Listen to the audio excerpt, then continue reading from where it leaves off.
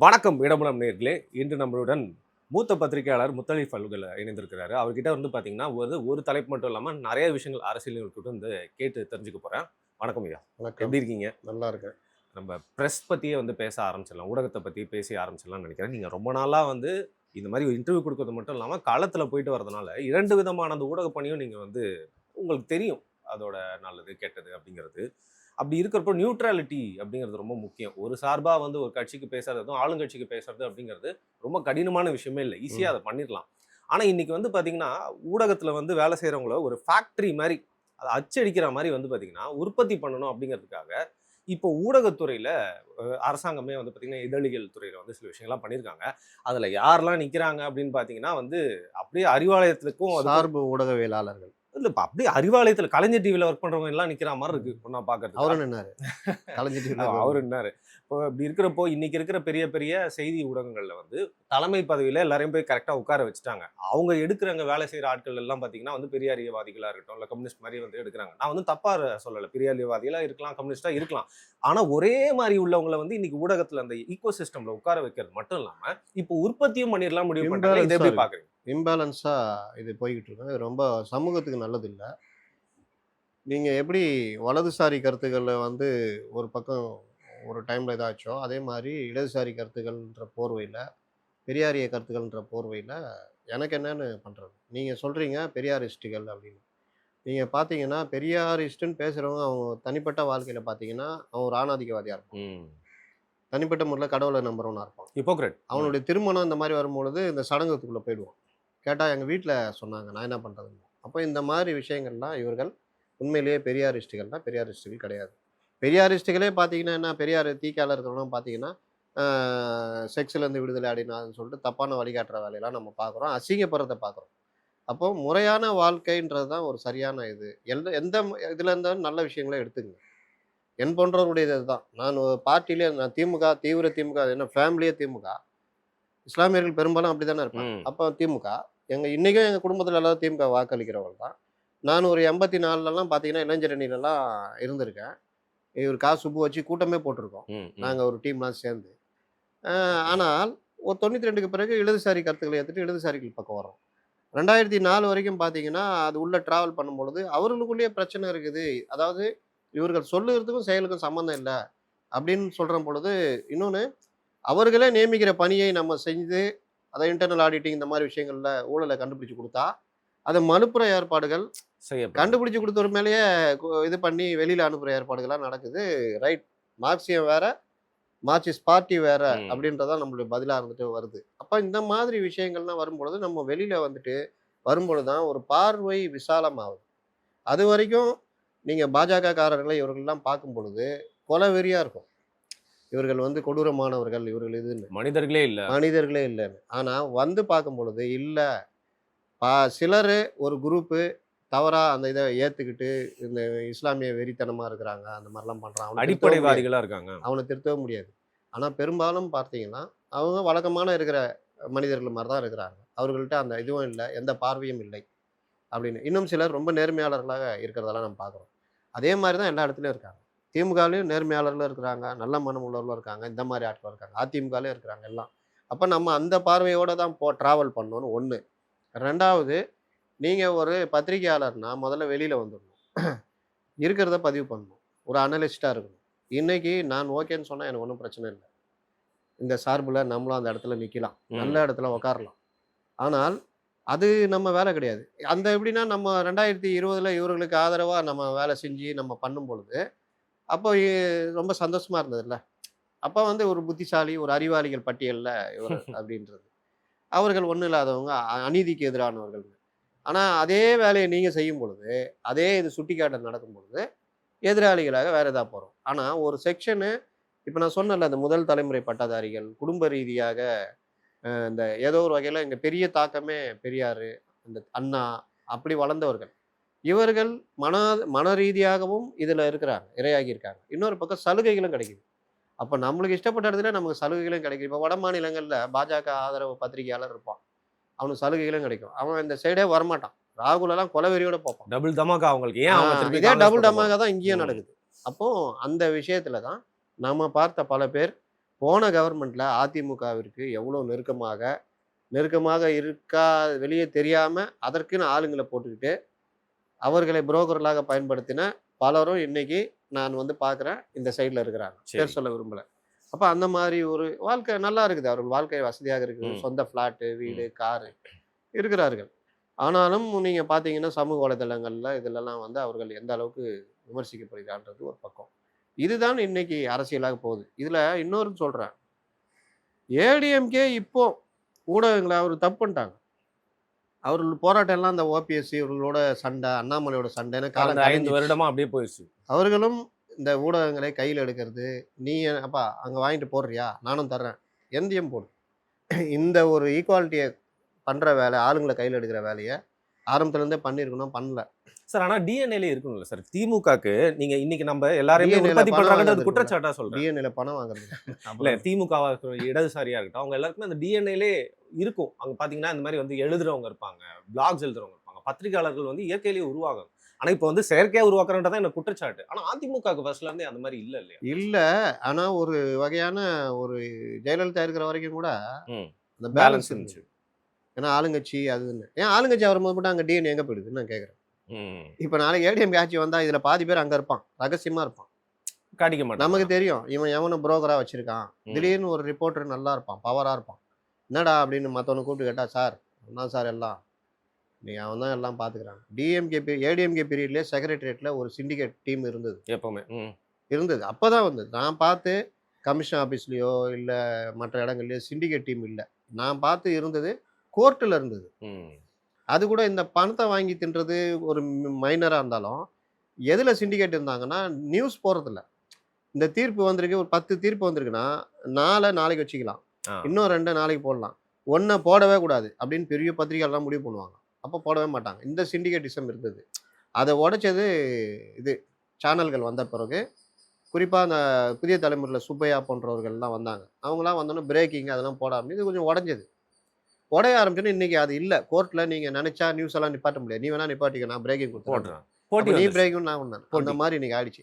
வக்கீல் இது நீதிபதிகள் சொல்கிற கருத்துக்கள் கூட பிரேக்கிங்கா மாறுது. அது தப்பு அது. நீதிபதிகளே சொல்றாங்க.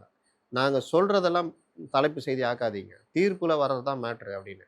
ஆனா இங்க வந்து சொல்லுவதையும் பிரேக்கிங் ஆக்குறாங்க. அப்ப மக்கள் அத வச்சு முடிவு வராங்க. தீர்ப்பு இப்படி தான் போகும்னு. ஆனா தீர்ப்பு அப்படி போவாது. அதற்கு பிறகு விளக்கம் அதெல்லாம் ஏற்றப்படும் தீர்ப்பு வேற மாரி வரும். அப்ப இது வந்து இப்ப இன்னைக்கு அது ஒரு பெரிய மைனஸ்ன்னு வச்சுக்கங்களேன். இது ஒரு பக்கம் போய்க்கிட்டு இருக்குது. ஆனா மற்ற எங்கேயுமே சிண்டிகேட்டிசம் இருந்ததில்ல. ம். ம். இன்னைக்கு எல்லா இடத்துலயுமே இருக்கு. சிண்டிகேட்டிசம் எந்த அளவுக்கு இருக்குன்னா, யூடியூபர்ஸ உள்ள விடக்கூடாது. நீங்க அதாவது பத்திரிகை விஞ்ஞான வளர்ச்சிய யாரும் தடுக்க முடியாது. ம். நல்லா தெரிஞ்சுக்கங்க. ஒரு காலத்துல பிரிண்ட் மீடியாக்கள உள்ள விடாம பார்த்துக்கிட்டாங்க. செய்தி குடுக்க மாட்டாங்க அவங்களுக்கு. இப்ப எங்கள்ட்டலாம் வந்து பேசுவாங்க மீடியால வர்றவங்கலாம். நாங்கலாம் பிரிண்ட்ல இருக்கும்போது. பல பேரு கண்டுக்கவே மாட்டாங்க. "அதான் சொல்றேன்பா, அடிப்பா அடிப்பான்னு." நம்மலாம் அதெல்லாம் பார்க்க மாட்டோம். செய்தி வந்துருச்சு. "ஏய் இது பிரேக்கிங் அடிச்சு விடுயா" அதுன்னு. அப்படி வளர்ந்த நட்புகள் இன்னைக்கும் இருக்குது. அப்ப அத தாண்டி அவர்கள் ஆதிக்கம் வந்துடுச்சு. இன்னைக்கு பிரிண்ட்ன்றது ஒண்ணுமே இல்ல. பிரிண்ட் என்ன அதிகபட்சமா ஒரு செய்தியாளரு ம். பீட் பார்ப்பாரு. அந்த பீட்ன்ற ஒண்ணு தான் பிரிண்ட்ல இது பார்ப்பாரு. அந்த பீட்ல ஏதாவது செய்தி குடுப்பாரு. அதுலயும் சார்பு பார்த்துருக்கேன். ம். குடுக்கவே மாட்டான். மக்களுக்கு இப்ப கார்ப்பரேஷன்னா எவ்வளோ விஷயம் இருக்கும். அந்த சைடே கண்ணு தொறக்க மாட்டான். நேரா போய் கவுன்சிலர பார்ப்பான், மேயர பார்ப்பான். அதுக்கு சாதகமா இல்ல வாங்க வேண்டிய அரசு தர வாங்கிட்டு இத குடுப்பான். பிரிண்ட். அதுலயும் ஒரு செய்தி ஒரு ஆளு, ஒரு செய்தி, அரை செய்தி, முக்கா செய்தின்னு குடுப்பானுங்க. இது வந்து இதுல அ தொலைக்காட்சியா வரும்பொழுது, அதுலயும் லைவ் வரும்பொழுது, அடுத்துன்னு பிரேக்கிங் போட்டுட்டே அது இருப்பாரு. இதுன்னு அது வருது. ஒரு டெஸ்பரேஷன்ல வருது. காலம் மாறும்பொழுது, WhatsApp மற்றது வரும்பொழுது, Twitter இதெல்லாம் வரும்பொழுது, ஒரு செய்தியே உங்களுக்கு சாதாரண மக்களுக்கு டக்கு டக்கு இல்ல டக்குன்னு அத கிடைக்கும் பொழுது, ஒத்துக்கிறேன். ஆனா நான் என்ன கேட்க விரும்புறேன்னா, ஒரு பக்கம் இவங்க உற்பத்தி பண்ணிட்டே இருக்கிறாங்க. இப்ப இது எப்படி இருக்க போகுதுன்னா, பிரிண்ட்ல கொண்டு போய் உட்கார வச்சுருவாங்க. யூடியூபர்ஸ் அவங்க தயார் பண்றாங்க. பேச்சாளர்கள் தயார் பண்ற பிறகு யூடியூபர்ஸ் தயார் பண்றாங்க. அதுக்கு ஒரு பட்டறை இருக்கு. இந்த சைடு பார்த்தீங்கன்னா, குணசேகரன் வச்சு வந்து மீடியா அந்த காலேஜ் மாரிலாம் நடத்துறாங்க. ஸோ போற போக்க பார்த்தா, அடுத்த ஒரு 2, 3 வருடங்கள்ல எல்லா பக்கத்துலயும் ஊடகத்துல திமுக சார்பாவே வந்து சின்ன பசங்கள்ல இருந்து பெரியவங்க வரைக்கும் இருப்பாங்க. இது எங்க நோக்கி செல்லும்? ஒரு பக்கம் அது திமுகவுடைய ஒரு சூப்பரான ஐடியாவ பார்க்கலாம். இன்னொரு பக்கம் வந்து பார்த்தீங்கன்னா, மற்ற கட்சிகளோட தோல்வியா பார்க்கணுமா? நீங்க அந்த நிலைமை எப்படி இருக்கும்னு சொல்லுங்க. நீங்க இடதுசாரி கருத்துக்கள்னு வச்சுக்கிட்டு தான் இவங்கலாம் பேசுவாங்க. சரி. அது எல்லா டைம்லயும் திமுக, திராவிடம்லாம் பேசிட்டு உருட்ட முடியாது. ம், ம். இந்த கருத்துக்கள் நீங்க பெரியாருடைய பிம்பம் உடைக்கப்பட்டுட்டே வருது. ரொம்ப உண்மையா அதிகமா. இல்லையா? உண்மையா இல்லையா? அப்போ அந்த மாதிரி தமிழ் தேசியவாதிகள் அதிகமா பண்ணிட்டாங்க அதை. உடைச்சிட்டு இருக்கிறாங்க. தமிழ் தேசியம்ன்ற ஒரு கருத்து வருது. இப்போ சீமான் வைக்கிற கருத்துல எனக்கு இதுலயும் இன்னும் நல்ல ஒரு இதுவா இருக்குது. நீ ஏன் உன்னை சிறுபான்மைன்னு சொல்லிக்கிற? அப்போ ஸ்டாலின் உங்களை சிறுபான்மைன்னு சொல்றாருன்னா, அவர் இந்துக்களுடைய பிரதிநிதியா இருந்துட்டு உங்களை அந்த சிறுபான்மைன்றாரு. பார்வையில ஒரு இருந்து புது சொல்றாரு. பார்வை கொண்டு வராரு. ம். 2வது தமிழன் வரும்பொழுது நீ அந்த இடத்துல கிறிஸ்துவன், இஸ்லாமியர்ன்னு வராது. தமிழர்களாக ஒன்றுபடுவோம் அப்படின்னு வரும்பொழுது அது ஒரு புது பார்வையா வருது. இந்த கருத்து ஜாஸ்தியாச்சுன்னா, அப்போ நீங்க ஒண்ணு பாருங்க, பெரியாரிய சிந்தனை தான் உங்களுக்கு உடைஞ்சு திமுக, அதிமுகன்னு பிரியுது. அது அரசியல் ரீதியா வரும்பொழுது. பெரியாரிய சிந்தனையை அப்படியே எவர்களும் ஃபாலோ பண்ணவும் இல்ல. அதுல பல தப்பும் தவறும் இருக்குது. நீங்க வந்து கடவுள் மறுப்பு கொள்கைன்றதுலயே மார்க்சிஸ்டுகளுக்கும் பெரியாருக்குமே வித்தியாசம் இருக்கும். கடவுள் மறுப்பு கொள்கை உங்களுடைய பொருளாதார ரீதியாக நீங்கள் வளர்ச்சி அடைந்தால் தானாக உங்களை விட்டு விலகிவிடும். சரி.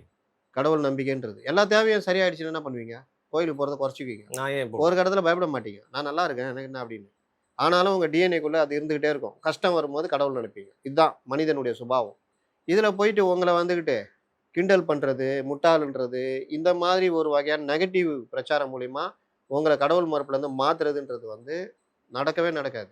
நீங்க எப்ப மாறுவீங்கன்னா, அவர்களுக்கு பயந்துகிட்டு இல்லாட்டி கேவலப்படுத்துறான்றதுக்காக நானும் அப்படிதான்பா அப்படின்னு சொல்லுவீங்க. காட்டிக்கணும். ஆனா எப்ப பிரச்சனை வந்தாலும் நீங்க மாறிடுவீங்க. இது எம்ஜிஆருக்கு நடந்தது, கண்ணதாசனுக்கு நடந்தது, பலருக்கு நடந்தது. அண்ணாவும் ஓரளவுக்கு வந்துட்டாரு. அண்ணா வந்து வேற கதை. அவரு வந்து தேர்தலுக்காக ஒரு இது பண்ணிட்டார். ஓகே, சமரசம் பண்ணிட்டார். சமரசம். ஒன்றே குலம் ஒருவன். ஏன்னா வந்தவொடனே ஆட்சி காலி பண்ணுவாங்கல்ல. ஏன் கடவுள் நம்பிக்கை இல்லாதவன் தான் அவனுங்க அப்படின்னு. அதுக்கு அந்த அவர் காலகட்டத்துல சமரசம் தான் ஒன்றே குலம் ஒருவனே தேவன்.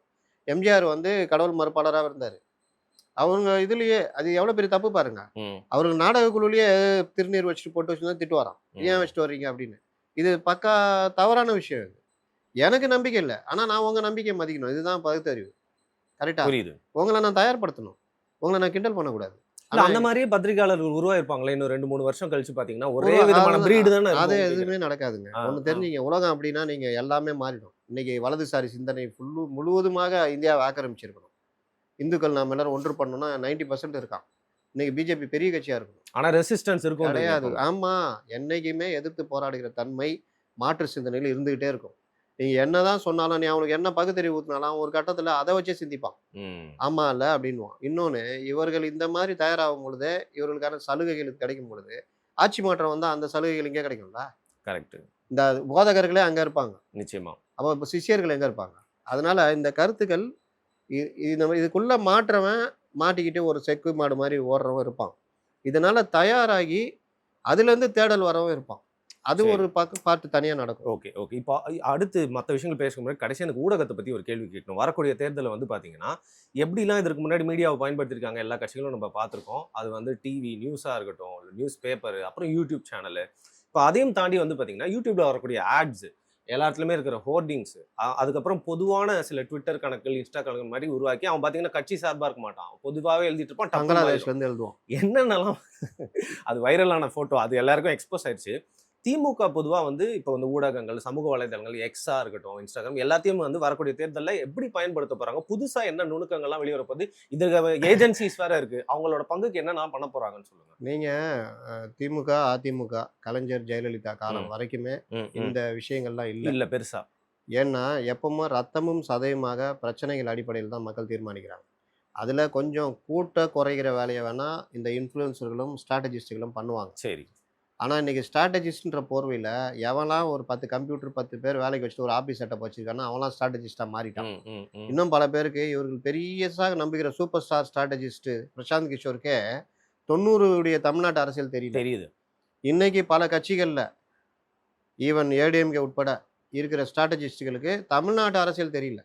இன்னைக்கு கால நேரத்த மட்டுமே பாக்குறாங்களே தவிர்த்து பார்க்குறாங்க. கடந்து வந்த பாதை இந்த தெரியாது. அரசியல் எல்லாத்தையும் நீங்க கனெக்ட் பண்ணா தான் மக்களுக்கு இதாகும். இன்னைக்கு எம்ஜிஆர்ன்னு கனெக்ட் பண்ணணும் அப்படின்னு விஜய்க்கு ஒரு ஸ்ட்ராட்டஜி குடுக்கப்படுதுன்னா, செம்ம அடி வாங்குறாங்க. எம்ஜிஆர் யாரு? விஜய் யாரு? இந்த கம்பேரிசன் வருது. ம். இது எல்லாமே தெரியாம தான் ஸ்ட்ராட்டஜிஸ்ட்கள் பண்றாங்க. ஆனா இவர்கள் ஏன் இத பண்றாங்கன்னா, இவர்களுக்கு அடுத்தத நோக்கி நகர்த்துற ஏற்பாடு இல்ல. பின்னாடி இருந்து ஏதாவது எடுத்து வச்சுக்கலான்றதான் பார்க்குறாங்க. இது என்ன மனப்பான்மைன்னா, இன்ஃப்ளூயன்சர்ன்னு சொல்லுவாங்கல்ல. இப்போ ஆமா. ஒரு படம் வருது. ஒரு உதாரணத்துக்கு எடுத்தீங்கன்னா, எம்ஜிஆர் படத்துல எம்ஜிஆர் தான் வசூல் சக்கரவர்த்தி. ஆனா எம்ஜிஆர் காலத்திலேயே தமிழகம் முழுவதும் பார்த்தீங்கன்னா, ஒரு 150 தியேட்டர் இருக்கும். ம். ஒரு தியேட்டருக்கு 3 காட்சி. சரி. அப்போ 150 தியேட்டரு ஒரு நாளைக்கு 450 காட்சிகள் ஓடும். 10 நாள் ஓடுனா 4500 காட்சிகள். கரெக்ட்டா? அப்ப 100 நாள் ஓடுனா 45,000 காட்சிகள். அதை இன்னைக்கு ஒரு கூலி படம் வருது வச்சுக்கோங்க.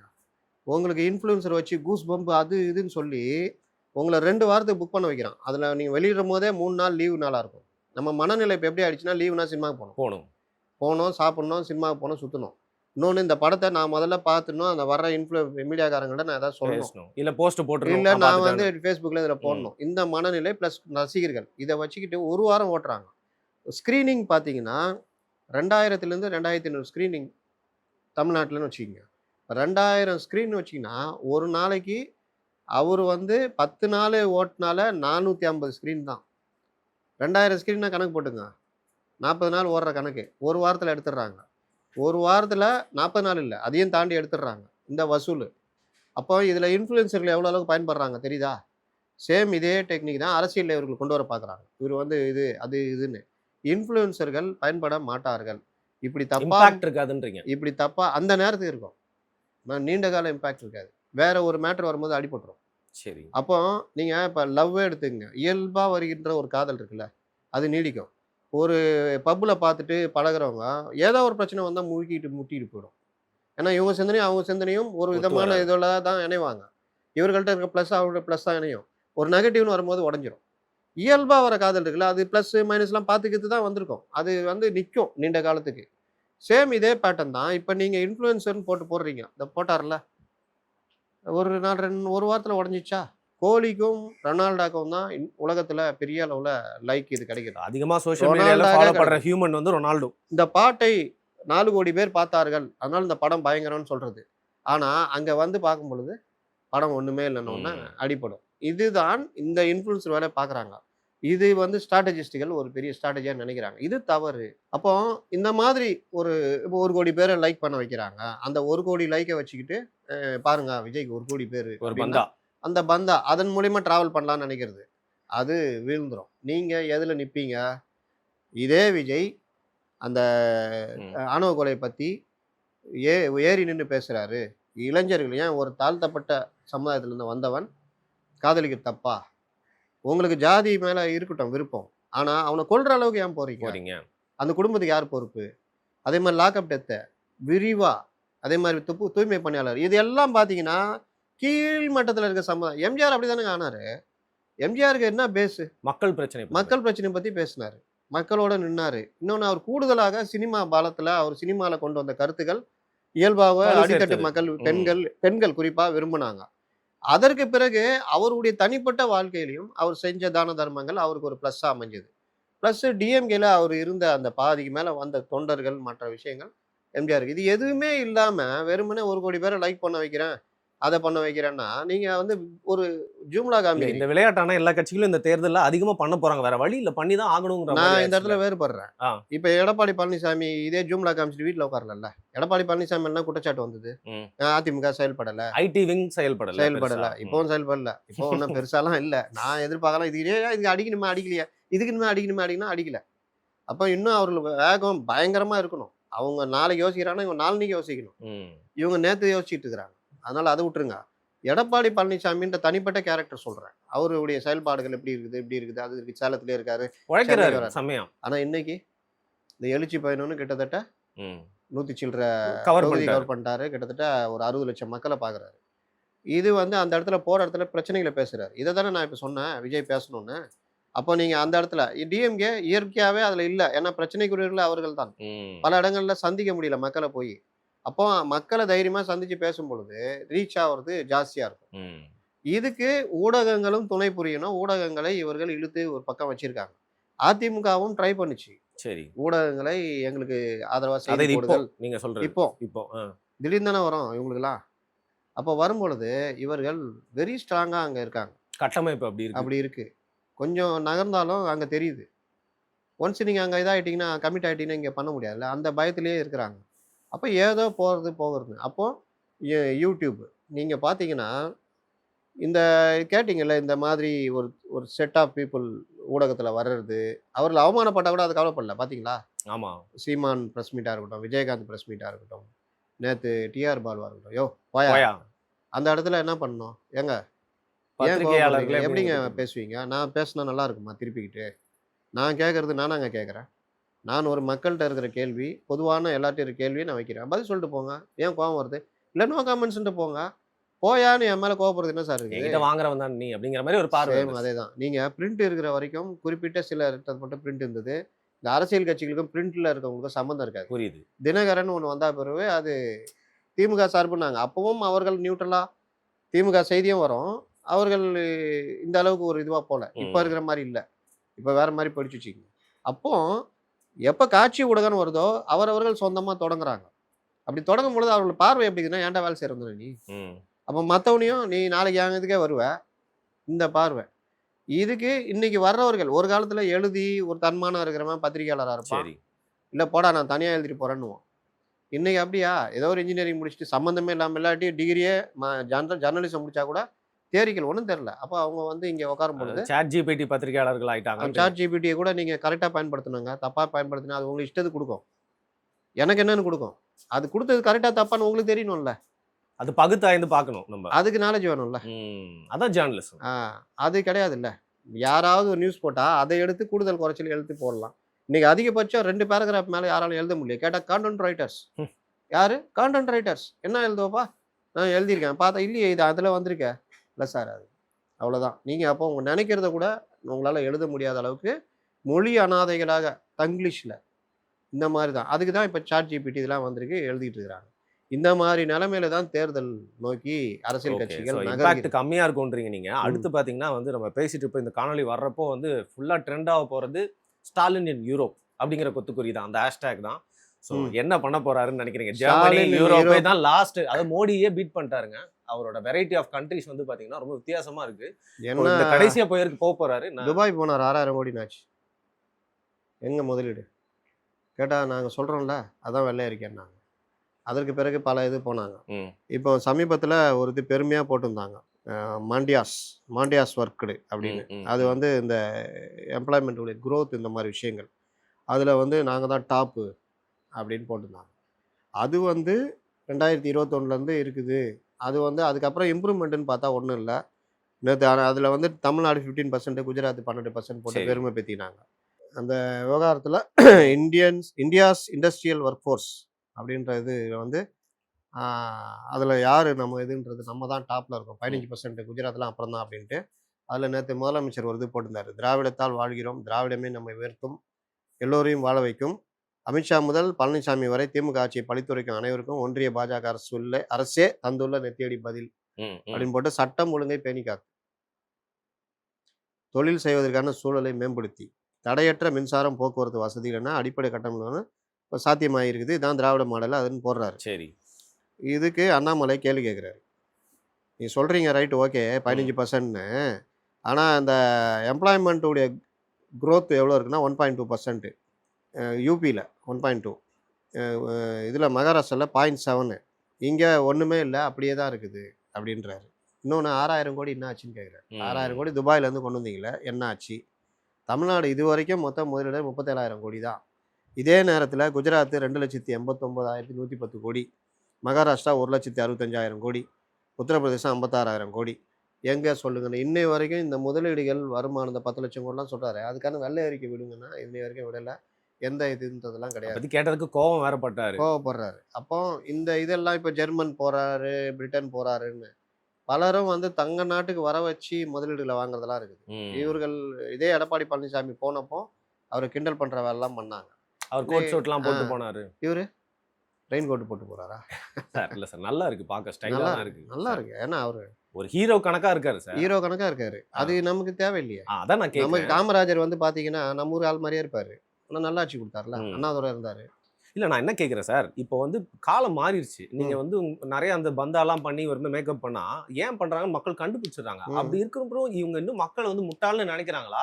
இல்ல இன்னும் இதுக்கு ஏமாந்து வந்து ஓட்டு போட நான் போறாங்கன்னு சொன்னேன்ல, நெனைக்கிறீங்களா? கலைஞரோ, ஜெயலலிதா வரைக்குமே இந்த ம். ஸ்ட்ராட்டஜி அவர்கள் தீர்மானிக்கிறது தான் ஸ்ட்ராட்டஜி. இல்ல இந்த மாரி டிரெஸ் பண்ணி நான் பார்த்ததே இல்ல இந்த சிஎம். கலைஞர்லாம் கிடையவே கிடையாதுங்க. சாதாரண உடை தாங்க இருக்கும். ஆமா. இந்த மாரி இந்த மினிஸ்டர் ஒயிட்ல கூட இவரு ஒரு இது மீட்டர் ரூ. 2000 உள்ள அளவுக்கு போடுவாராம். ம். ஒரு நாளைக்கு போட்டது மறுநாள் அதோட அது வரவே வராது. அவ்வளோதான். அப்படின்ற அளவுக்கு சொல்லுவாங்க ஸ்டாலின். பலரும் அந்த மாரி இருக்காங்க. ஏன் இன்னொன்னு சொல்றேன். அரசு குடுக்குற கார் இருக்குல்ல, ஆமா. கிறிஸ்டா ஹை எண்ட் தான் ஆமா. குடுக்குறாங்க. ம். அதில உங்களுக்கு என்ன சிட்டிக்குள்ள டிராவல் பண்ணும். வெளியூரே போலாம். இப்ப ஓபிஎஸ்ட்ட இங்கே நைட்டு கிளம்புனா காலைல தேனி போடுவார், சரி. மறுபடியும் மறுநாள் கிளம்பி இங்கே வந்துருவார். சேம் கிறிஸ்டா இப்போ தான் வேற வண்டி வாங்கினார். சரி. இந்த மாதிரி டிராவல் பண்ணாங்க. அதிமுக அமைச்சர் எல்லாருமே அரசு கொடுத்த கார் தான். ஆனால் இவர்கள் பார்த்தீங்களா, டிஃபெண்டர் தான் போகும். டிஃபெண்டர். இப்போ அவரு கிறிஸ்டால போயிருந்தார், இப்போ அவரும் டிஃபெண்டருக்கு மாறிட்டார். இவரது அவர்கிட்ட கொடுத்துட்டாரு, அவரது இவர் ம், வாங்கிட்டார். ம். இப்போ இப்படி தான் காந்தியிலேருந்து நேருலேருந்து பேர் பார்த்தீங்களா, ஃப்ளோவாக வருது. இருக்கிறதுலே நல்ல மாடல் வச்சிருக்கிறது காந்தி. யார்? நம்ம இவர் இந்த டெக்ஸ்டைல் மினிஸ்டர். நேரு அவர் லெக்ஸஸ் உடைய நம்பர் 1 மாடல் அவர் வச்சிருக்காரு. இந்தியாவிலே இல்லையா அந்த மாடல். இந்த மாதிரி எல்லாருமே வெளிநாட்டுக்காரர்கள்ல இதில் தான் இருக்காங்க. இவர்கள் யார்? கோமான்கள் கட்சி, சீமான்கள் கட்சின்னு சொல்லி வந்த திமுக வளர்ந்த காங்கிரஸ் திமுகலேருந்து விமர்சிச்சு வந்தவர்கள். இன்னைக்கு இவர்கள் ஒவ்வொருத்தருமே ஒவ்வொரு கார்ப்பரேட்டுகளாக இருக்கிறாங்க. இதுலேயும் பலர் வந்து அதிமுகலேருந்து வந்தவர்கள். இல்ல அவர் ரொம்ப பெருமையா இருக்கு. அவருக்கு அந்த அவர் ரொம்ப பெருமையா இருக்கு. ஃபோட்டோக்கு போஸ்ட் குடுக்குறாரு. அவர் என்ன மேபி விஜய்க்கு டஃப் குடுக்கணும்னு நெனைக்கிறாங்களா? யூத்தா காமிக்கிறதுக்கு. இல்ல இத பார்த்து இளைஞர்கள் ஓட்டு போடுவாங்கன்னு நெனைக்கிறாங்களா? என்ன ப்ரூவ் பண்ண என்ன வராங்க? கொடுமைன்னா, ம். நான் சொன்னேன்ல, இந்த 2 பேருமே அந்த இது நம்ம அப்படியே மாறிட்டோம். 2 பேருமே அந்த ஸ்ட்ராட்டஜிக்கு கரெக்ட்டா அவங்க நெனைச்சது தான் பண்ணாங்க. ம். ஜெயலலிதா நகைகள்லாம் பிரச்சனை ஆனோனே நகையே அணிய மாட்டேன்ட்டு போயிட்டாங்க. விட்டுட்டாங்க. வாட்ச் மட்டும் தான் வாட்ச்ல இருக்கும். மட்டும் தான் அவங்க அந்த கவனம் செலுத்தியிருப்பாங்க. இவர் வந்து அது கூட கிடையாது. இவரு வெரி சிம்பிள் இவரு. 2 பேருமே தொண்டர்கள் பார்த்தா கையெடுத்து கும்பிடுவாங்க. அவங்களோட இன்டராக்ட் பண்ண விரும்புவாங்க. ஜெயலலிதாவும் சரி, கலைஞரும் சரி. அதற்கு பிறகு வந்த இந்த சைடுல எதுவுமே கிடையாது. எடப்பாடி ம். சைடுலாம் பார்த்தீங்கன்னா, நீங்க எளிமையா தான் இருக்காரு, சாதாரணமா இருக்காங்க. ஆனா இங்க மட்டும் புதிதாக வந்த இந்த டீம் ஒரு 25லேருந்து 30 வயசுக்குள்ள வந்த இந்த ஸ்ட்ராட்டஜி டீம்ன்ற பேருவில வந்த கும்பல் இதெல்லாம் ஓ! அவங்களோட வேலையா இது? திரும்ப வேற என்னங்க? இங்க போங்க, ஷாப்பிங் போங்க. தானே தன் காலால் நடந்து, தன் கையால் பர்ஸ் எடுத்து, தன் பணத்தை குடுத்து ஷாப்பிங் செய்தா என்ன வாங்குனாருன்னு ஒ கடைசி வரைக்கும் தெரியல. சொல்லல. அவங்களுக்கு தேவை போனாரு அப்படின்றது. அப்போ இந்த போறது இதெல்லாம் கூட ஒரு செய்தி ஆக்கணும். அப்படின்றத தாண்டி எல்லா மினிஸ்ட்ரியுமே ஒரு டீம் வச்சிருக்காங்க. ம். அவன் ஒரு ப்ரொஃபஷனல் டீம். அது வந்து இவங்கள அதில ரொம்ப மோசம் அன்பில் மகேஷ். மகேஷ். அவரு ஒரு தனி டீம் வச்சுட்டு எங்க போனாலும் வந்தாலும். இவரு மாசு பார்த்தீங்கன்னா, அவரு ஆய்வுன்னு போனாலே ஒரு கேமரா இருக்கும். ஜாகிங்லயே போவாரு. ஜாகிங் எல்லாம் பண்ணுவாரு. இவர பார்த்துட்டு கலெக்டர்கள் இவங்களும் கெட்டு போயிட்டாங்க. ம். ஐஏஎஸ், ஐபிஎஸ் அதிகாரிகளும் கெட்டு போயிட்டாங்க. பப்ளிசிட்டி. அவங்களும் ஒரு பப்ளிசிட்டி பண்ற வேலைலாம் பண்றாங்க. அப்போ இந்த மாதிரி ஒரு photo shoot government photo shoot இது பண்ணா தான், இப்படி இருந்தால் தான் மக்கள் நம்மள விரும்புவார்கள்ன்ற தப்பான கான்செப்ட்ட அரசியல்ல அனுபவமே இல்லாத ஒரு 10 பேர வச்சுக்கிட்டு ஒரு ஆஃபீஸ் செட்டப்ன்னு போட்டு ஏமாத்துற ஒரு டீம் வந்து உங்கள ஏமாத்துதுன்னா, நீங்க எந்த லெவல்ல இருக்கிறீங்க பாருங்க. அவங்க சொல்ற ஃபோட்டோ ஷூட்லாம் நீங்க நடிக்கிறீங்க. சார் நீங்க வந்து வெளிநாடு போறீங்க. உடனே நீங்க ஈஏக்கு போங்க சார். நீங்க இது. சார் அடுத்த வாரம் மேடம் வந்து கீழ இறங்கி காய்கறி வண்டி வரும் சார். வெண்டைக்காலேருந்து எல்லாத்தையும் உடைச்சு பார்த்து உடைச்சு வாங்கணும் சார். பார்த்து வாங்குறாங்க. அவ வந்து இது இருக்கும் சார். இது. ஆனா தயாளு அம்மாள் இயற்கையாவே அப்படி இருந்தாங்க. ம். நீங்க கலைஞர் வீடு பார்த்தீங்கன்னா, நீங்க யாரெல்லாம் தொண்டன் கிண்டன் எல்லாம் வந்து போயிட்டு ஜக ஜக ஜக ஜகன்னு இருக்கும். சின்ன வீடு அவ்வளவுதான். அந்த அம்மா பாட்டுல வெளியில வந்து காய்கறி வாங்கிட்டு இருப்பாங்க. அது ஒரு இயல்பானது. இன்னைக்கு இதுவே ஒரு ஃபோட்டோ ஷூட்ன்ற மாரி மாறிக்கிட்டு இருக்குது. அதனால இந்த மாதிரி விஷயங்கள், மேம்போக்கான விஷயங்கள்லாம் என்னைக்குமே வெற்றி தராது. எப்படி விஜய் பேக்லாஷ் ஆகுமா? ஆமா. பேக்லாஷ் வேற ஆகும். என்ன ஆகும்? கோவம் வருமா? வராதா? நான் இங்க போராடிட்டு இருக்கிறேன். என் போலீஸ வச்சு என்ன இவ்வளோ ஃபோர்ஸ் பண்ணி பண்ற. நீ நல்லா ஸ்டைலா போயிட்டு கூலி படம் பார்த்துட்டு ரிவ்யூ போடுறேன்னா, அக்கா நம்ம சிஎம் எவ்வளோ அழகா இருக்காருப்பா. அந்த கண்ணாடி ஜெயிலர் கண்ணாடி அவருக்கு அவ்வளோ நல்லா இருக்குதுப்பா. கூலி பார்த்துட்டு இது பண்றாருப்பா. அப்படின்னு நான் பார்ப்பேன். இல்ல எனக்கு தெரிஞ்சு நீங்க சொல்றத பார்த்தா, விஜய்க்கு வந்து இளம் பெண்களோட ஓட்டு இருக்குன்னு தெரிஞ்சு, அவர் வந்து தன்னை நோக்கி கிளாமரா அட்ராக்ட் பண்றாரோ இவரு எல்லா பெண்கள காலத்துலயுமே அப்படின்னு. அப்படிதானங்க. ஆ. நீங்க உங்கள்ட்ட என்ன இருக்கோ அதானே நீங்க யோசிப்பீங்க. இப்போ நானே ராஜா நானே மந்திரி படத்த தான் நான் அடிக்கடி உதாரணமா ம், சொல்லுவேன். ம். ஏன்னா, அதுல விஜயகாந்த் எந்த படிப்பறிவும் இல்லாத ஒரு ஜமீன்தார் வீட்டு பையன். அந்த படிப்பறிவு இல்லன்றது காரணத்தாக அவர சுத்தி அவருடைய நாலேட்ஜுக்கு உள்ள ஆள் தான் கூட இருப்பான். இவரு போய் கேட்கறதுக்கெல்லாம் ஏத்தா மாரி தான் பதில் சொல்லுவான். "இது என்னடா?" அப்படின்னா, "அண்ணா அதுதாண்ணா கரெக்ட்ண்ணா. நீங்க சொல்றதுதாண்ணா கரெக்ட்டுன்னுவான்." இல்லாட்டி இவரு அடிச்சுருவாரு அவன போட்டு. ம். இப்படி தான் போகும். திருத்தணும்னு நெனச்சு அவங்க அம்மா இன்டர்வியூ வச்சப்போ கூட அவங்களையும் இவரு தப்பா கேட்டு ஓட விட்டுருவாரு. அப்போ அவர் நாலேட்ஜுக்கு ஏத்தா மாரி ஆட்கள தான் கிட்ட வச்சுக்குவாங்க. இதே தான் விஜய் கிட்ட மைனஸ். தன்ன பாருங்க தன்னுடைய பொலிட்டிக்கல் நாலேட்ஜுக்கு ஏத்தா மாரி புஷி ஆனந்த் பொதுச் செயலாளர். ம். இவருக்கும் ஒண்ணும் தெரியாது, அவருக்கும் ஒண்ணும் தெரியாது. இவங்களோட அதிகபட்ச நாலேட்ஜ் உள்ளவர்ன்னு பார்த்தீங்கன்னா, ஆதவ அர்ஜுனான்னு ம். சொல்லுவாங்க. அவருக்கும் பார்த்தீங்கன்னா, அந்த பங்களாதேஷ் இந்த மாரி செட் பண்ணி ஒண்ணும் இல்லாம போறது. அப்ப இந்த கட்சி எப்படி? குருடர்களோட நாட்டுல ஒத்த கண் இருக்கவன் தான் ராஜாங்கிற மாரி. கோவணம் கட்டாத ஊர்ல கோவணம் கட்டினவன் தான் சார் பைத்தியக்காரன்னுவாங்க. அந்த நீங்க லெவலுக்கு தலைகீழ போவானான்னு பார்த்தேன். அப்போ இந்த விஷயம் என்னன்னா, இவரும் எனக்கு என்னன்னா, இப்ப கலைஞர் காலத்துல ஒரு இது சொல்லுவாங்க. ம். ஜெ. அன்பழகன். ம். மிகப்பெரிய ஒரு மாவட்ட செயலாளர்ல நம்பர் 1 சேகர் பாபுக்கே டஃப் ஆமா குடுத்தவர். மறைஞ்சிட்டாரு. அவரு என்ன பண்ணாலும் வொர்க் பார்த்தீங்கன்னா அப்படி இருக்கும். அதனால கலைஞருக்கு அவர புடிக்கும். ம். ஆனா அதே வந்து எதிர்கோஷ்டி. இப்போ ஜெ. அன்பழகன் ஒரு கூட்டம் ஏற்பாடு பண்ணும்போது, இவர் ஸ்டாலின் என்ன பண்ணுறாரு, டேட்டு கேட்குறப்ப ஸ்டாலின் கொடுக்கல. ஆனால் இவர் போய் அப்போ அங்கே சிடி ரவீந்திரனோ யாரோ ஒருத்தர் அங்கே ம், வட ம். சென்னையில் அதில் போய் திடீர்னு போய் கலந்துக்கிறாரு. உடனே இவர் கலைஞர்கிட்ட போயிடுறாரு அன்பழகன். என்னங்க பார்த்தீங்களா, 2 பேரும் ரொம்ப நெருங்கின நண்பர்களா ஜெயன்பலனும் ஸ்டாலினும். ம். அப்போ என்னங்க அந்த மாதிரிலாம் பண்ணுறாரு, என்ன தலைவரே அப்படின்னோடனே சரி நான் வர்றேன் அப்படின்ட்டு ம். அவர் சேப்பாக்கத்தில் நடக்கிற கூட்டத்தில் கலந்துக்கிறாரு. கலைஞர் வந்தா தெரியும்ல, அவர் வந்து மேட்டரை முடிச்சு விட்டாரு. ஸ்டாலின் கூட்டம் எடுபடல. கலைஞர் தான் பேச்சு பேச்சு ஹைலைட். அப்போ இவரு அந்த காலத்திலேயே இதுக்கான ஒரு இதுக்கு தயாராகல. இவரு சின்ன சின்ன விஷயங்கள் இது மாரி கனிமொழி ஒரு மறியல் பண்ண போறாங்கன்னா, இவரு திடீர்னு ரயில்வே ஸ்டேஷன்ல வந்து இவரு ஒரு சீன போட்டு அது இது. இதெல்லாம் நம்ம பார்த்துருக்கோம். இந்த நேரத்தில தான் மாவட்ட செயலாளரா கு.க. செல்வத்த இது ம். பாஜகவுக்கு போயிட்டு மேடம் ஆமா அவர கொண்டு வரதுக்கு இவரு ட்ரை பண்றாரு. அவருக்கு மாவட்டத்த பத்தி எதுவுமே தெரியாது. ஒண்ணுமே தெரியாது. சும்மா ஒரு இதுக்கு இருக்காரு. ஆனா ஸ்டாலின அவர தான் கொண்டு வரணுன்றாரு. ஜெயன்பலனுக்கு பதிலா. கலைஞர்கிட்ட போகுது இன்டர்வியூ. கலைஞர் கூப்பிட்டு 2 பகுதி பத்தி கேட்கிறா ஒண்ணும் தெரியல. ம். ஓ! நீ அதுக்கு தான் லாயக்கு கூடயே போ அப்படின்னு அனுப்பிச்சு விடுறாரு. ஜெய அன்பழகன் தான் அந்த இடத்துல இருக்காரு. அப்போ நம்ம கட்சிக்கு யார் தேவை, என்ன பண்ணணுன்றத பார்த்து பார்த்து பண்ணா தான் தலைவனால அடுத்த கட்டத்துக்கு நகர ம். முடியும். இந்த பலகீனம் இன்று பெரிதாக இருக்கிறது. இல்ல ஒரு சேகர் பாபு இவருக்கு பிடிக்கும், இவங்களுடைய ஃபேமிலிக்கு பிடிக்குன்ற ஒரே காரணத்துக்காக அவர் சென்னையில கட்சியுடைய இதையே டேமேஜ் பண்ணி விட்டு போயிட்டாரு. கரெக்ட்டா இல்லையா? இது மாரி பலரும் பல இடங்கள்ல டேமேஜ் பண்ணிட்டு இருக்கிறாங்க. ஆனா இவருக்கு பிடிக்கும். ஒரு செந்தில் பாலாஜி இவருக்கு பிடிக்குன்றதுக்காக அவர இலாகா இல்லாத மந்திரி வச்சு அகில இந்திய லெவல்ல கெட்ட உச்சநீதிமன்றம் பேர் வரைக்கும் கெட்ட பேர் வாங்கிட்டு வந்தாங்க. இதை பற்றி கவலை கூட படல அவங்க. இன்னைக்கு பாருங்க, ஓய்வு பெறும் நேரத்துல அவர்கள் நீங்க லஞ்சம் வாங்கி மாட்டியிருப்பான். இல்ல வேற ஏதாவது குற்றச்செயல் இருக்கும். அவன் ஓய்வு பெறும்போது சஸ்பெண்ட் பண்ணுவாங்க கடைசி ம். நாள். சஸ்பெண்ட் பண்ணி பணம் பலன் குடுக்க மாட்டாங்க. நீ அதெல்லாம் முடிச்சுட்டு வா ராசான்ருவாங்க. இது அரசு ஊழியர்களுக்கு ஒரு பயத்தை குடுக்குற விஷயம். இதுதான் கரெக்ட். இன்னைக்கு அத ரத்து பண்ணி ஒரு அரசாணை போட்டிருக்காங்க. இது யார திருப்திப்படுத்துறதுக்கு? இது ஒரு நேர்மையாளர காப்பாத்துறதுக்கா? அயோக்கியத்தனம் பண்றவன தானே சஸ்பெண்ட் இன்னும் பண்ணுவாங்க. கரப்ட் அதிகமாகும். தெரியுதா? அப்போ இந்த மாதிரி விவகாரங்கள் தான் டிஜிபி நியமனத்தில பார்க்குறோம். ஈஸியா 8 பேர் பட்டியல அனுப்பிச்சிட்டீங்கன்னா வரப்போறாங்க. அப்போ யாரோ அதிகாரிகளுக்கோ யாருக்கோ புடிக்கலன்னா இவங்க வரக்கூடாது அப்டின்னா, அந்த பட்டியல் அனுப்புறதே நிறுத்திட்டாங்க. கோர்ட்ல போயும் நாங்க எல்லாம் ப்ராசஸ் பண்ணிட்டு இருக்கோம்ன்றாங்க. ஆனா கோர்ட் ஓகேன்னு சொல்லி தள்ளுபடி பண்ணிச்சு மனுவ. ஆனா இந்த ப்ராசஸ் இப்போ வரைக்கும் நடக்கல. டிஜி ரிட்டயர் ஆயிட்டாரு. இப்போ ஒரு டிஜி போட்டு தான் ஆகணும். பெரிய பிரச்சனை இது. இவரு ஜெர்மன் போயிட்டாரு. அநேகமா ஆர்டர் ஏதாவது வரும். ம். கையெழுத்து போட்டு போயிருப்பாரு.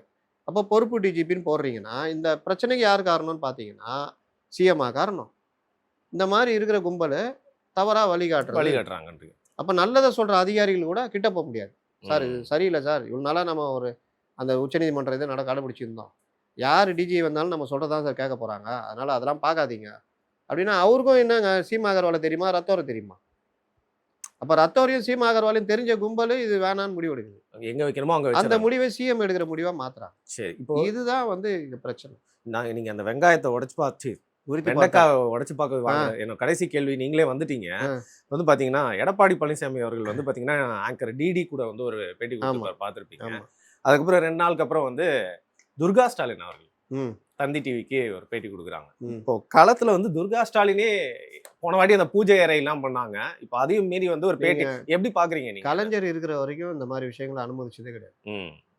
விகடன்ல ஒரு எழுது பேட்டி வந்து குடுத்திருப்பாங்க. மழை அவருக்கு ரொம்ப பிடிக்கும். அந்த மாரிலாம் வந்து அவங்க ஆமா. பத்தி அதெல்லாம் அது பிரிண்டட் பேட்டி அந்த மாரி விஷயங்கள். இப்போ வந்து எல்லா விஷயத்திலயுமே அவர்களை கொண்டு வரதுக்கான ஏற்பாடுகள் போய்க்கிட்டு ம், இருக்கு. இது ம். என்னன்னா, யாரு யாருக்கு ரொம்ப நெருக்கமா மாறுறதுன்ற போட்டி இருக்குல்ல. ஆமா. அதுல அந்நியார் மனசுலயும் இடம் பிடிச்சிட்டீங்கன்னா, நீங்க இன்னும் நெருக்கம்ல. அந்த விளைவு இந்த மாரி வரும்பொழுது அதிகார மையங்கள் அதிகமாகும். சரி. Power centre. மாப்பிள்ளை மனசுல இடம் பிடிக்கணும். அந்த ஒரு ம். Power centre. அந்நியார் மனசுல அந்நியார் 4 சேலை திறப்புல கூப்பிடுறது. அது கூப்பிடுறது. அதன் மூலியமா நெருக்கமாகி, அதன் மூலியமா ஏதாவது காரியம் சாதிக்க பார்க்கறது. இல்லாட்டி வேற யாருக்கா காரியம் சாதிக்கிறதுக்கு இடைத்தரகர்களா இவர்கள் பயன்படுறது. இந்த ம். மாதிரி. இப்படி நகர்த்துற வேலை. அதே மாரி, "அண்ணி இந்த மாரி நீங்க இந்த பேட்டி குடுங்க. நல்லா இருக்கு. அந்த புத்தக வெளியீட்டு விழால பேசுனீங்க. இது இப்படி இருக்கு. அது அப்படி இருக்குன்னு." அப்போ இந்த மாதிரி விஷயங்கள் அதிகார மையங்கள் இதாகும். இது எல்லாமே பொதுமக்கள் கடுமையான கோவத்தோட பார்ப்பாங்க. இத நான் கரெக்ட்டா சொல்லணும்னா, செம்மொழியான தமிழ் மொழியான செம்மொழி மாநாடுலாம் மாநாடு நடத்தினார்ல. கோவையில. ஆனா வெளியில அவர் என்ன நெனச்சுக்கிட்டாரு, நம்ம செம்மொழிக்கு மாநாடு நடத்துறோம், இருக்கைகள் இது ஆனா பண்றோம். குடும்ப அப்படி விழா. இப்படின்னா, அந்த இருக்கைகள் செம்மொழிக்கு இருக்கைகள் குடுத்தீங்க. செம்மொழி மாநாட்டுல யாருக்கு இருக்கைகள் குடுத்தீங்க? உங்க குடும்பத்த கொண்டு வந்து முன்னாடி உட்கார வச்சீங்க. அப்போ வரும்போது எல்லாம் வெறுப்பா பார்த்தாங்க. அதே கொடிசியால அடுத்த கூட்டம் ஜெயலலிதா போடும்பொழுது, வந்த கூட்டம் வேற லெவலு. ம். அப்பவே தெரிஞ்சது ஆட்சி மாற்றம் வரப்போகுது. அப்ப அத வந்து அவரு உணரல. சினிமா நிகழ்ச்சி நடத்திட்டு இருப்பாரு. வலது பக்கம் ரஜினி, இடது பக்கம் கமல். இவரு. இதெல்லாம் அது. அப்பவே விமர்சனம் வரும். நிலைய வித்வான்கள்னு கமல் ரஜினிக்கே இது. இதுல கமலே கோச்சிக்கிட்டு போகாம தவிர்த்தது, ரஜினி தப்பிக்க பார்த்தது இதெல்லாம் ம். நடந்தது. ஆனாலும் வேற வழி இல்லாம போனாங்க. இந்த சினிமா விழாக்கள் இதுலயே முதல்வர் கவனம் செலுத்தினார். எப்போதும் இந்த மாரி விஷயங்களை ஒதுக்கி தள்ளுகிற முதல்வர் 2006 to 11ல கலைஞர் இந்த விஷயங்கள்ல அதிகம் கவனம் செலுத்தினார். அப்போ ரோம் நகரம் பற்றி எரியும் பொழுது நீரோ மன்னன் நிகழ்ச்சி நடத்தியிருந்த கதை. அப்ப இது எல்லாமே மக்களுக்கு கொஞ்சம் கொஞ்சமா கோவம் அப்படியே விமர்சனங்கள் வர ஆரம்பிச்சது. இது எல்லாம் தான் 2011ல இவர்கள் 3வது இடத்துக்கு தள்ளப்படுற அளவுக்கு போச்சு. சார், பூஜை அறையெல்லாம் சுத்தி காமிச்சாங்க. இந்துக்களோட வாக்கு, பெண்களோட வாக்கு வாங்குனாங்க. அதே மாரி பெண்கள கவர்றதுக்கு இந்த அப்படி இன்டர்வியூ உதவ பார்த்தீங்கன்னா, போது. அதிலயும் நான் சொல்றேனே, அப்படி பார்த்தீங்கன்னா, பூஜை அறை தான் நீங்க சுத்தி காமிக்கிறீங்க. நான் இந்துக்களுடைய பிரதிநிதினே சொல்றேன். பாஜகவால தமிழ்நாட்டுல கால் பண்ண முடியல. ம். இந்தியாவிலேயே பெருசா பொன்னாடி ஒர்க் 32% ஆச்சுல்ல. அப்ப அதே மாரி இந்த தண்டி டிவி போயிட்டு வந்து ஒர்க் ஆக போகுது துர்கா ஸ்டாலின். அதெல்லாம் போன தடவை கதையே வேறங்க. ம். போன தடவை நடந்ததெல்லாம் இப்ப எடப்பாடிக்கு நடந்துட்டு இருக்கு. இதே மாரி பேட்டி ஜெயிக்கிற இப்போ மாரி இருக்காருன்றீங்க. ஆ ஜெயிக்கிற மாரி இருக்காருன்றீங்க. அது வரவேற்புன்றது இத விட இது கொஞ்சம் கூட போகுது. இந்த வரவேற்பு எல்லாமே செயற்கையாக உருவாக்கப்பட்டு நம்ம முன்னாடி காண்பிக்கப்படுகிறது. பாரு, இயல்பா நடக்கிறது ஒண்ணு இருக்குல்ல. ம். இயல்பா இல்ல. நான் ஒரு உதாரணம் சொல்லணும்னா, இப்போ அவரு போய் ஈஏலயே போய் எடுக்குறாருங்க முதல்வர். ம். அவர் சாதாரணமா போய் ஒரு காரு, ஒரே ஒரு கான்வாய் வச்சுக்கிட்டு டக்குனு இறங்கி போய் வாங்கிட்டு வராருன்னா, அது வேற யாரோ எடுத்து போடுறாங்க. பார்றா சிஎம் வந்தாரு வா இப்ப அஜித் கேண்டிடா இருந்தா பரவால்ல. ம். அஜித் பார்த்தீங்கன்னா, ஒரு நாள் ரைஃபிள் கிளப் எக்மோர்ல இருக்கு. ஆமா. அதுக்கு போறேன்ட்டு எக்மோர் இது போடுறதுல, அவன் கொண்டு வந்து கமிஷன் ஆஃபீஸ்ல இறக்கிட்டான். அதாவது கமிஷன் ஆஃபீஸ் ஓல்டு கமிஷன் ஆஃபீஸ்ல தான் ரைஃபிள் கிளப் இருக்கு. இவன் நியூ கமிஷன் ஆஃபீஸ் வேப்பேரியில கொண்டு வந்து இறக்கிட்டான். இறக்குற வரைக்கும் அவரு கேப் போட்டு வந்தான்னு யாருக்காவது தெரியுமா? இது இயல்பு. அதுக்கப்புறம் அங்க எல்லார்ட்டயும் இது பண்ணிட்டு செல்ஃபி கில்ஃபி எடுத்துட்டு மறுபடியும் அங்க போயிட்டாரு அவரு. இந்த மாரி அஜித் வாழ்க்கையில பல இது நடந்தது. பீஸா ஆர்டர் பண்ணும்போது இந்த மாரி ஆமா. பேசும்போது அஜித்னாலாம் அவன் டாப்பிங்ஸ் குதிப்பான். போட்டுருங்க அப்படின்னு. ம். அப்போ இது வந்து அவர் வேணும்னு செய்றாரா? இல்ல. இயல்பா நடக்கிறது. இந்த மாரி இயல்பாக பலரும் பல இது பண்ணியிருக்காங்க. முதல்வரும், பெரிய பொறுப்புல இருக்கவங்க. ஆனால் அதையே சார் நீங்க வாங்க, அத வீடியோ எடுத்து போடுறதுன்றது செயற்கை. ம். இந்த செயற்கைத்தனம் இருக்கக்கூடாதுன்றேன். சரி. இத வந்து மக்கள் ரசிக்க மாட்டாங்க. மக்கள் அவர்களோட ரத்தமும் சதையுமாக இருக்கிற பிரச்சனைகள்ல நீங்க எப்படி இருக்கீங்கன்னு தான் பார்ப்பாங்க. அதை வைத்து தான் மக்கள் முடிவு பண்ணுவாங்க. ரைட். நீங்க இந்த மாரி இப்படி பண்றது, நீங்க சொன்ன மாரி ட்ரெஸ் பண்றது, ரொம்ப அழகா காமிச்சுக்கிறது இதெல்லாம் வந்தா விஜய் தான் ஜெயிப்பாரு. ஏன்னா இளைஞர்ல. கிளாமர்னா அப்ப அவர் தான் அவர் ஜெயிப்பாரு. தான் ஜெயிக்கணும். இல்லாட்டி கிளாமரா இருக்கிற நடிகைகள யாரையா கொண்டு வந்து போட்டு ஜெயிக்க அது வைக்கலாமே. திருப்பி நடந்துற போகுது சார் தமிழ்நாட்டுல. Anyway sir. நடக்கலாம். இது நடக்குங்க. ஆனா நீண்ட காலமா அது போகுமானா போவாது. பெரிய வெற்றி பெறுவார்னா பெறாது. நீங்க திருப்பி திருப்பி பாருங்க. ஜெயலலிதா வந்தாங்கன்னா 82ல இருந்து அவருடைய வளர்ச்சி பார்த்தீங்கன்னா, அவங்க 87ல கூட தனிப்பட்ட முறையில பிரிஞ்சப்போ ஜெயிக்க முடியலையே. ஆனா 91ல ஒன்றுபட்ட அதிமுக. அதிமுகல தான் ஜெயலலிதா வந்து ஜெயிக்கிறாங்க. நீங்க ஒரு கமலஹாசன் பெரிய கிளாமரு வந்தாருன்னா எங்க ஜெயிக்க முடியுது? மக்கள் வந்து இன்னைக்கும் சொல்றேன், பிரச்சனைகள் அடிப்படையிலயும், அரசியல் அடிப்படையில தான் வாக்கு செலுத்துறாங்க. இது விஜய் கூட உணரல இன்னை வரைக்கும்ன்றேன். சரி, உணர்வாருன்னு நம்பலாம். இப்போ வந்து ஜெர்மனி, இங்கிலாந்துலேருந்து திருப்பி வரட்டும். அதுக்கப்புறம் நானும் திரும்பி வந்து உங்களை சந்திக்கிறேன். அதை கண்டிப்பா. குறித்து நிறைய கேள்விகளோட வரேன். முதலீடுகள் பத்தி நம்ம பேசுவோம். எப்படி பேசுவோம். எப்படிலாம் கொண்டு மிக்க வந்திருக்காங்க. நன்றி உங்களோட பதில்கள். நன்றி.